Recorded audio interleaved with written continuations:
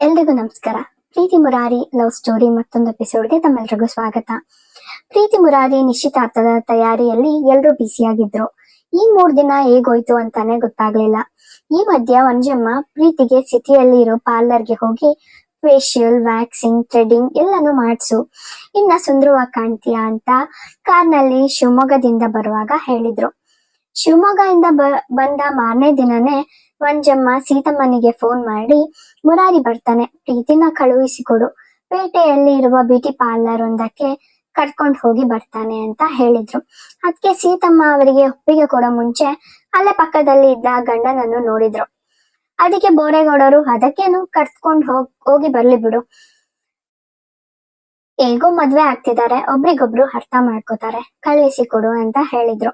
ಅದಕ್ಕೆ ಸೀತಮ್ಮ, ಸರಿ ವಂಜಕ್ಕ, ಕರ್ಕೊಂಡ್ ಹೋಗಕ್ ಹೇಳಿ ಅಂತ ಹೇಳಿದ್ರು. ವನಜಮ್ಮ ಸರಿ ಆಯ್ತು ಅಂತ ಫೋನ್ ಇಟ್ಟು ಮಗನ ರೂಮ್ಗೆ ಹೋದ್ರು. ಅಲ್ಲಿ ಮುರಾರಿ ಮಲಗಿದ್ದ. ಅವರು ಮಗನನ್ನ ಎಪ್ಸಿ, ಮುರಾರಿ, ಪ್ರೀತಿನ ಸಿಟಿಯಲ್ಲಿರೋ ಪಾರ್ಲರ್ಗೆ ಕರ್ಕೊಂಡು ಹೋಗಿ ನನ್ನ ಸೊಸೆ ಇನ್ನಷ್ಟು ಚೆನ್ನಾಗಿ ಕಾಣಿಸೋಕೆ ಏನ್ ಬೇಕೋ ಎಲ್ಲ ಮಾಡಿಸ್ಕೊಂಡು ಅವ್ಳಿಗೆ ಇನ್ನ ಏನಾದರೂ ತಗೋಬೇಕನ್ಸಿದ್ರೆ ತಗೊಂಡು ಹಾಗೆ ಸುತ್ತಾಡ್ಕೊಂಡ್ ಬನ್ನಿ ಅಂದ್ರು. ಮುರಾರಿ ಎತ್ಕೂತು, ಅತ್ತೆ ಮಾವ ಪ್ರೀತಿನ ಕಳಿಸಿ ಕೊಡ್ಬೇಕಲ್ಲಮ್ಮ ಅಂದ. ಅದಕ್ಕೆ ವಂಜಮ್ಮ, ಸೀತಾಗೆ ಫೋನ್ ಮಾಡಿದ್ದೆ, ಕಳಿಸಿ ಕೊಡ್ತಾರೆ ಅಂದ್ರು. ಅದಕ್ಕೆ ಮುರಾರಿ ಖುಷಿಯಿಂದ ಟವಲ್ ತಗೊಂಡು ಬಾತ್ರೂಮ್ ಕಡೆ ನಡೆದ. ಮಗ ಹೋಗಿದ್ದನ್ನೇ ನೋಡಿ ನಕ್ಕು ಅಡಿಗೆ ಮನೆ ಕಡೆ ನಡೆದರು ವನಜಮ್ಮ.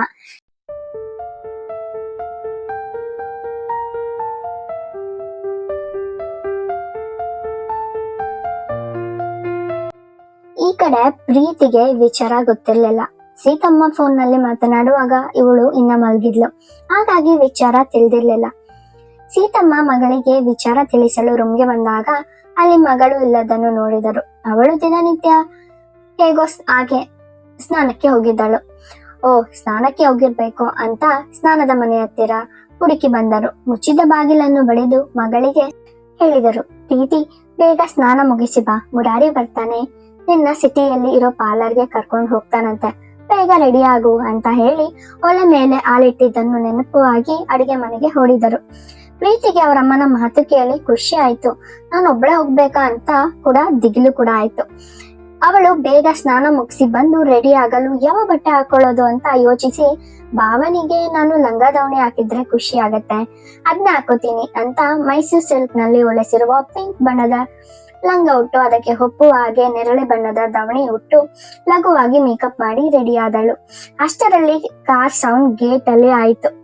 ಕಾರ್ ಸೌಂಡ್ಗೆ ಪ್ರೀತಿಗೆ ಭಯನೇ ಆಯ್ತು. ಅವಳು ಬೇಗ ಬೇಗ ತಲೆ ಬಾಚಿ ಅಡುಗೆ ಮನೆಗೆ ಓಡಿದಳು. ಅಷ್ಟರಲ್ಲಿ ಮುರಾರಿ ಮನೆ ಒಳಗೆ ಬಂದಿದ್ದ. ಸೀತಮ್ಮ ಮುರಾರಿನ ಸತ್ಕರಿಸಿದ್ರು. ಮುರಾರಿ ಪ್ರೀತಿನ ಕರ್ಕೊಂಡು ಅಲ್ಲಿಂದ ಹೊರಟ. ಪ್ರೀತಿನ ಮುಂದೆ ಸೀಟ್ನಲ್ಲೇ ಕುತ್ಕೊಳ್ಳಕ್ ಹೇಳಿದ. ಪ್ರೀತಿ ಜೊತೆ ಮದ್ವೆ ಫಿಕ್ಸ್ ಆದ್ಮೇಲೆ ನಾಗರಾಜು ಅವರು ಮನೆಗೆ ಒಂದು ಕಾರ್ ಬೇಕು, ಮಗ ಸೊಸೆ ಆರಾಮಾಗಿ ತಿರ್ಗಾಡ್ಕೊಂಡಿರ್ಲಿ ಅಂತ ಕಾರನ್ನು ಖರೀದಿಸಿದರು. ಮುರಾರಿ ಸಿಟಿಯಲ್ಲಿ ಸ್ನೇಹಿತರ ಜೊತೆ ಸೇರಿ ಕಾರ್ ಓಡಿಸೋದನ್ನು ಚೆನ್ನಾಗಿ ಕಲ್ತಿದ್ದ. ಅದು ಇವಾಗ ಪ್ರೀತಿ ಜೊತೆ ತಿರುಗಾಡಲು ಅನುಕೂಲವಾಯಿತು. ಕಾರ್ ಶಿವಮೊಗ್ಗ ಸಿಟಿ ದಾರಿ ಹಿಡಿಯಿತು. ಇಬ್ಬರು ಮೌನವಾಗಿಯೇ ಇದ್ದರು. ಮುರಾರಿ ಊರು ಬಿಡೋವರೆಗೆ ಸುಮ್ಮನೆ ಇದ್ದ. ಆಮೇಲೆ ಮಾತನಾಡಲು ಶುರು ಮಾಡಿದ. ಪ್ರೀತಿ ಕಾರ್ ಎತ್ತಿದ ಮೇಲೆ ಸುಮ್ಮನೆ ತಲೆ ತಗ್ಗಿಸಿ ಮುದುಡಿ ಕೂತಿದ್ದಳು. ಮುರಾರಿ ನಿಧಾನಕ್ಕೆ ಮಾತನಾಡಿ ಅವಳಿಗೆ ಕಂಫರ್ಟ್ ಫೀಲ್ ಮಾಡಿಸಿದ್ದ. ಇಬ್ರು ಮಾತನಾಡುತ್ತಾ ಸಿಟಿ ತಲುಪಿದರು. ಫೇಮಸ್ ಬ್ಯೂಟಿ ಪಾರ್ಲರ್ ಅಲ್ಲಿ ಪ್ರೀತಿಗೆ ಗ್ರೂಮಿಂಗ್ ಮಾಡಿಸಿದ. ಪ್ರೀತಿ ಫೇಶಿಯಲ್, ವ್ಯಾಕ್ಸಿಂಗ್, ಥ್ರೆಡಿಂಗ್ ಎಲ್ಲಾನು ಮಾಡಿಸ್ಕೊಂಡು ಇನ್ನ ಸುಂದರವಾಗಿ ಕಾಣಿಸ್ತಿದ್ಲು ಮುರಾರಿ ಕಣ್ಗೆ. ಎಲ್ಲಾನು ಮಾಡಿ ಮುಗಿಸಿಕೊಂಡು ಹೊರಗೆ ಬರುವಷ್ಟರಲ್ಲಿ ಊಟದ ಸಮಯ ಆಗಿತ್ತು. ಇಬ್ಬರು ಒಂದು ಒಳ್ಳೆ ಹೋಟೆಲ್ಗೆ ಹೋಗಿ ಅವರಿಗೆ ಇಷ್ಟ ಆಗಿದ್ದನ್ನು ಆರ್ಡರ್ ಮಾಡಿ ಊಟ ಮುಗಿಸಿ ಹೊರಗಡೆ ಬಂದರು. ಮುರಾರಿ ಪ್ರೀತಿಗೆ ಇನ್ನ ಏನಾದರೂ ತಗೋಬೇಕಾ ಅಂತ ಕೇಳ್ದ. ಅದಕ್ಕೆ ನಾನು ಮೆಹಂದಿ ಹಾಕಿಸ್ಕೋಬೇಕು ಅಂತ ಹೇಳಿದ್ಲು. ಅದಕ್ಕೆ ಮುರಾರಿ 2 ಕೈ ತುಂಬಾ ಮೆಹಂದಿಯನ್ನು ಹಾಕ್ಸಿ ಅವನಿಗೆ ಇಷ್ಟ ಆಗುವ ಎಲ್ಲಾ ಬಟ್ಟೆಗಳನ್ನು ಕೊಡಿಸಿದ್ದ. ಇಬ್ಬರು ಸಿಟಿ ಬಿಟ್ಟು ಹೊರಡೋ ಅಷ್ಟರಲ್ಲಿ ಸಂಜೆನೆ ಆಗಿತ್ತು. ಕಾರು ನಿಧಾನಕ್ಕೆ ಊರಿನ ದಾರಿಯಲ್ಲಿ ಓಡುತ್ತಿತ್ತು. ಒಂದು ನಿರ್ಜನ ಪ್ರದೇಶದಲ್ಲಿ ಮುರಾರಿ ಕಾರ್ನ ನಿಲ್ಸಿದ. ಪ್ರೀತಿ ಒಂದ್ಸಲ ಸುತ್ತ ನೋಡಿದ್ಲು. ಅಲ್ಲಿ ಯಾರು ಇರ್ಲಿಲ್ಲ. ಹಾಗೆ ಸುತ್ತ ಬೆಳದಿಂಗಲು ಬೆಳಕು ಸುತ್ತ ಚೆಲ್ಲಿತು. ಪ್ರೀತಿಯೊಮ್ಮೆ ಮುರಾರಿನ ನೋಡಿದ್ಲು. ಅವನು ತುಂಬಾ ರೊಮ್ಯಾಂಟಿಕ್ ಆಗಿ ನಗ್ತಿದ್ದ. ಅವನ ಕಣ್ಣಲ್ಲಿ ಏನೋ ಬೇಕು ಅನ್ನೋ ಬಯಕೆ ಕಾಣ್ತಿತ್ತು. ಪ್ರೀತಿಗೆ ಅರ್ಥ ಆಗಿ ತಲೆ ತಗ್ಸಿದ್ಲು. ಮುರಾರಿಗೆ ಪಾಪ ಆ ಸಂಜೆ ನಂತರ ಮತ್ತೆ ಪ್ರೀತಿ ಇಷ್ಟು ಏಕಾಂತವಾಗಿ ಸಿಕ್ಕಿರಲಿಲ್ಲ. ಅವನು ತನ್ನ ಎಲ್ಲಾ ಆಸೆಗಳನ್ನು ಅದುಮಿಟ್ಟುಕೊಂಡಿದ್ದ. ಈ ಸಮಯಕ್ಕೆ ಕಾಯ್ತಿದ್ದ. ನಿಧಾನಕ್ಕೆ ಪ್ರೀತಿ ಕೈ ಹಿಡಿದು ಅವನ ತುಟಿಗಳ ಹತ್ತಿರ ತಗೊಂಡು ಹೋಗಿ ಮೆತ್ತಗೆ ಮುತ್ತು ಇಟ್ಟ. ಅವಳಿಗೆ ಮೈಯಲ್ಲಿರೋ ರೋಮ ಎಲ್ಲವೂ ಎದ್ದವು. ಅವಳು ತಕ್ಷಣ ಕೈಯನ್ನು ವಾಪಸ್ ತಕೊಂಡ್ಲು. ಮುರಾರಿ ಅವಳ ಮುಖದ ಹತ್ತಿರ ಬಂದ. ಅವನ ಬಿಸಿ ಉಸಿರು ಅವಳಿಗೆ ಕಚಗುಳಿ ಇಡುವ ಹಾಗೆ ಆಯ್ತು. ಅವಳು ಕಣ್ಣು ಮುಚ್ಚಿದಳು. ಮುರಾರಿ ಅವಳ ಕೆನ್ನೆಗೆ ನಿಧಾನಕ್ಕೆ ಮುತ್ತು ಕೊಟ್ಟ. ನಂತರ ಅವಳನ್ನು ಅವನ ಕಡೆ ತಿರುಗಿಸಿ ಅವಳ ತುಟಿಗೂ ಕೂಡ ಮುತ್ತು ಕೊಟ್ಟ. ಪ್ರೀತಿಗೆ ನಿಜ ಮೊದಲ ಮುತ್ತಿನ ಅನುಭವ ಆಯಿತು. ಅವಳಿಗೆ ನಾಚಿಕೆ ಮುಜುಗರ ಎಲ್ಲವೂ ಆಗುತ್ತಿತ್ತು. ಅವತ್ತು ಸಂಜೆ ಅವಳಿಗೆ ಕನ್ಸು ಅನ್ನೋ ಹಾಗೆ ನಡೆದೋಗಿತ್ತು. ಇವತ್ತು ಅವಳು ನಿಜವಾದ ಮೊದಲ ಮುತ್ತು ಹೇಗಿರುತ್ತೆ ಅಂತ ಅನುಭವ ಆಯಿತು.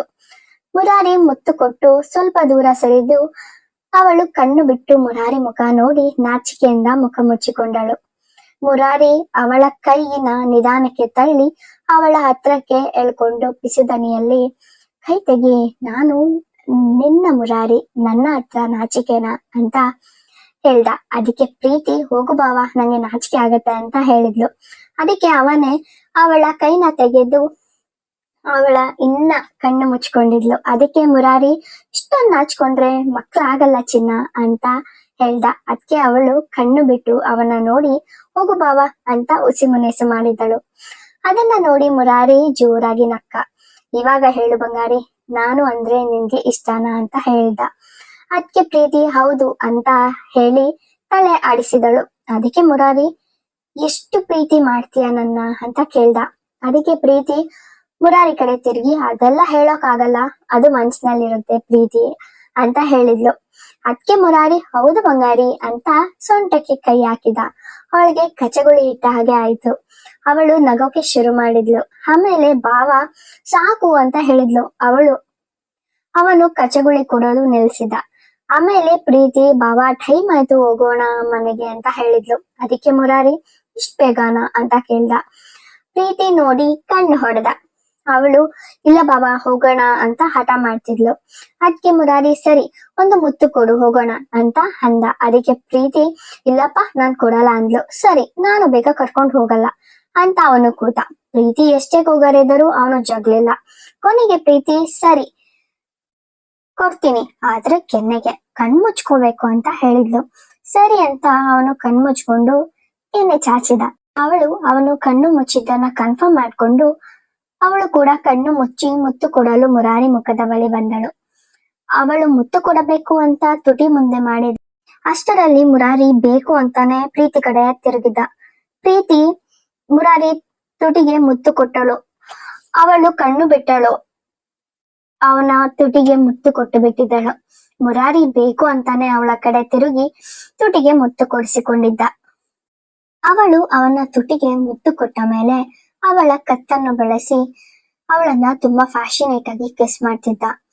ಅದಕ್ಕೆ ಮೊದಲು ನಿರಾಕರಿಸಿದ ಪ್ರೀತಿ ಆಮೇಲೆ ಅವಳು ಕೂಡ ಸಹಕರಿಸುತ್ತಿದ್ದಳು. ಅವರಿಬ್ಬರು ಎದೆ ಬಡಿತ ಜೋರಾಗಿತ್ತು. ಇಬ್ಬರು ಕಿಸ್ ಮಾಡ್ತಾ ತುಂಬಾ ಎಕ್ಸೈಟ್ ಆಗ್ತಿದ್ರು. ಮುರಾರಿ ಕೈ ಪ್ರೀತಿ ಸೊಂಟ ಮೊಲೆಗಳ ಮೇಲೆ ಆಡ್ತಿದ್ವು. ಇಬ್ಬರು ಅವರದೇ ಆದ ಸುಖದಲ್ಲಿ ಮುಳುಗಿದ್ದಾಗ ಫೋನ್ ರಿಂಗ್ ಟೋನ್ ಅವರನ್ನು ಹೆಚ್ಚಿಸಿತು. ಇಬ್ಬರು ಒಬ್ಬರೊಬ್ಬರ ತುಟಿಯನ್ನು ಬಿಟ್ಟು ಹಿಂದೆ ಸರಿದರು. ಮುರಾರಿ ಫೋನ್ ರಿಸೀವ್ ಮಾಡಿದ. ಆ ಕಡೆಯಿಂದ ವನಜಮ್ಮನ ದನಿ ಕೇಳಿಸಿತು. ಮುರಾರಿಗೆ ತಲೆಯಿಂದ ಎಲ್ಲವೂ ಕೆಳಗೆ ಇಳಿದ ಅನುಭವ ಆಯ್ತು. ವನಜಮ್ಮ, ಇನ್ನ ಎಲ್ಲಿದ್ದೀರಾ, ಟೈಮ್ ಆಯ್ತು ಅಂತ ಕೇಳಿದ್ರು. ಅದಕ್ಕೆ ಮುರಾರಿ, ಅಮ್ಮ ಇಲ್ಲೇ ಊರ ಹತ್ರನೇ ಇದ್ದೀವಿ, ಇನ್ನು 15 ನಿಮಿಷದಲ್ಲಿ ಬಂದ್ಬಿಡ್ತೀವಿ ಎಂದು ಹೇಳಿ ಫೋನ್ ಕಟ್ ಮಾಡ್ದ. ಮುರಾರಿ ಹೆಂಗೆ ಓಡಿಸಿದರೂ ಊರಿಗೆ ಹೋಗಲು 30 ನಿಮಿಷ ಆದರೂ ಬೇಕು.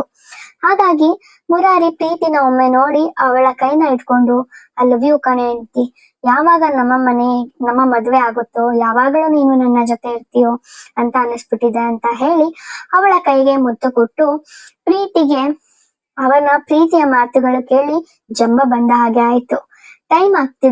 ಟೈಮ್ ಆಗ್ತಿದ್ರಿಂದ ಅಲ್ಲಿಂದ ಹೊರಟು ಮನೆ ಸೇರಿದ್ರು. ಪ್ರೀತಿ ಕಾರ್ ಇಳಿದು ಬಂದು ಡ್ರೈವರ್ ಸೀಟ್ ಅಲ್ಲಿ ಕುಳಿತಿದ್ದ ಮುರಾರಿ ಹತ್ರ ಬಂದ್ಲು. ಮುರಾರಿ ಅವಳ ಮುಂದೆ ಹೊಸ ಫೋನ್ ಹಿಡಿದ. ಅವಳು ಅವನನ್ನು ಪ್ರಶ್ನಾರ್ಥಕವಾಗಿ ನೋಡಿದಳು. ನಿನಗೆ ಇದು ನನ್ನ ಕಡೆಯಿಂದ ಒಂದು ಚಿಕ್ಕ ಗಿಫ್ಟ್, ತಗೋ, ನಿನಗೆ ಯಾವಾಗ ಬೇಕು ಅವಾಗ ಕಾಲ್ ಮಾಡಬಹುದು, ನನ್ನ ನಂಬರ್ ಸೇವ್ ಮಾಡಿದ್ದೀನಿ ಅಂತ ಹೇಳಿ ತುಂಟನಗೆ ಬೀರಿ ಹೊರಟ. ಇನ್ನ ನಿಶ್ಚಿತಾರ್ಥಕ್ಕೆ 2 ದಿನ ಇದ್ದಿದ್ರಿಂದ ಎಲ್ಲಾ ತಯಾರಿಗಳು ಬಿರುಸಾಗಿ ಸಾಗುತ್ತಿದ್ದವು. ಸೀತಮ್ಮ ಬೋರೇಗೌಡರು ತುಂಬಾ ಬ್ಯುಸಿಯಾಗಿ ಇದ್ದರು. ಮಗಳು ಬಂದಿದ್ದನ್ನು ನೋಡಿ ನಗುತ್ತಾ ಮಗಳನ್ನು ಬರಮಾಡ್ಕೊಂಡ್ರು. ಮಗಳು ಅವರ ಕಣ್ಣಿಗೆ ಇನ್ನ ಸುಂದರವಾಗಿ ಕಾಣ್ತಿದ್ಲು. ಹಾಗೆ ಮಗಳ ಮೆಹಂದಿ, ಹೊಸ ಫೋನ್, ಹಾಗೆ ಮುರಾರಿ ಶಾಪಿಂಗ್ ಮಾಡಿಸಿದ್ದನ್ನೆಲ್ಲ ನೋಡಿದರು. ಎಲ್ಲವೂ ತುಂಬಾ ಚೆನ್ನಾಗಿ ಇತ್ತು. ಹಾಗೆ ಅವರಿಗೆ ಖುಷಿ ಕೂಡ ಆಯ್ತು. ಅವರಿಗೆ ನನ್ನ ಮಗಳನ್ನು ಅರ್ಥ ಮಾಡಿಕೊಂಡು ಅವಳನ್ನು ಪ್ರೀತಿಯಿಂದ ನೋಡಿಕೊಳ್ಳುವ ಹುಡುಗ ಸಿಕ್ಕಿದ್ದಾನೆ ಅಂತ ಸಮಾಧಾನದ ನಗೆ ಬೀರಿದರು. ಹಾಗೆ ಮಗಳ ಮಾತುಗಳನ್ನು ಕೇಳಿ ಅವರು ಖುಷಿಯಾದರು. ನಾಳೆ ಬೆಳಿಗ್ಗೆ ಎದ್ದರೆ ನಿಶ್ಚಿತಾರ್ಥ. ಇವತ್ತಿಗೆ ಇಷ್ಟು ಸಾಕು. ಕಥೆನ ಮುಂದಿನ ಎಪಿಸೋಡ್ ನಲ್ಲಿ ಮುಂದುವರಿಸ್ತೀನಿ. ಇವರಿಬ್ರು ಮತ್ತಷ್ಟು ರೊಮ್ಯಾಂಟಿಕ್ ಕಥೆಗಾಗಿ ನಿರೀಕ್ಷಿಸಿ. ಮತ್ತೆ ಮುಂದಿನ ಎಪಿಸೋಡ್ ಅಲ್ಲಿ ಸಿಗೋಣ. ಅಲ್ಲಿಯವರೆಗೂ ತಮ್ಮೆಲ್ಲರಿಗೂ ಧನ್ಯವಾದಗಳು.